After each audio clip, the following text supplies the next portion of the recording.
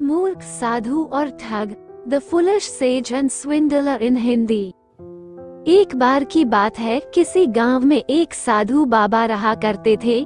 पूरे गांव में वह अकेले साधु थे जिन्हें पूरे गांव से कुछ न कुछ दान में मिलता रहता था। दान के लालच में उन्होंने गांव में किसी दूसरे साधु को नहीं रहने दिया और अगर कोई आ जाता था तो उन्हें किसी भी प्रकार से गांव से भगा देते थे। इस प्रकार उनके पास बहुत सारा धन इकट्ठा हो गया था। वहीं एक ठग की नजर कई दिनों से साधु बाबा के धन पर थी। वह किसी भी प्रकार से उस धन को हड़पना चाहता था। उसने योजना बनाई और एक विद्यार्थी का रूप बनाकर साधु के पास पहुंच गया। उसने साधु से अपना शिष्य बनाने का आग्रह किया।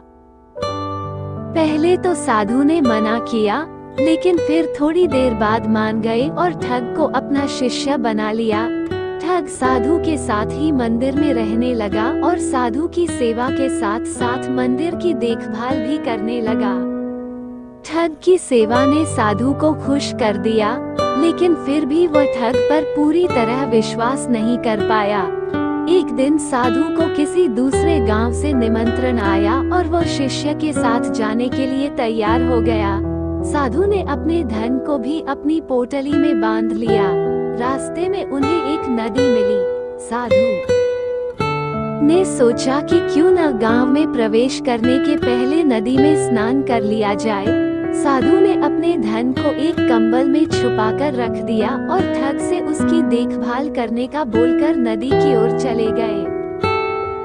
ठग की खुशी का ठिकाना नहीं रहा। उसे जिस मौके की तलाश थी वो मिल गया। जैसे ही साधु ने नदी में डुबकी लगाई, ठग सारा सामान लेकर भाग खड़ा हुआ। जैसे ही साधु वापस आया, उसे न तो शिष्य मिला और न ही अपना सामान। साधु ने ये सब देखकर अपना सिर पकड़ लिया। कहानी से सीख, हमें इस कहानी से यह सीख मिलती है कि कभी भी लालच नहीं करना चाहिए और न ही किसी की चिकनी चुपड़ी बातों पर विश्वास करना चाहिए।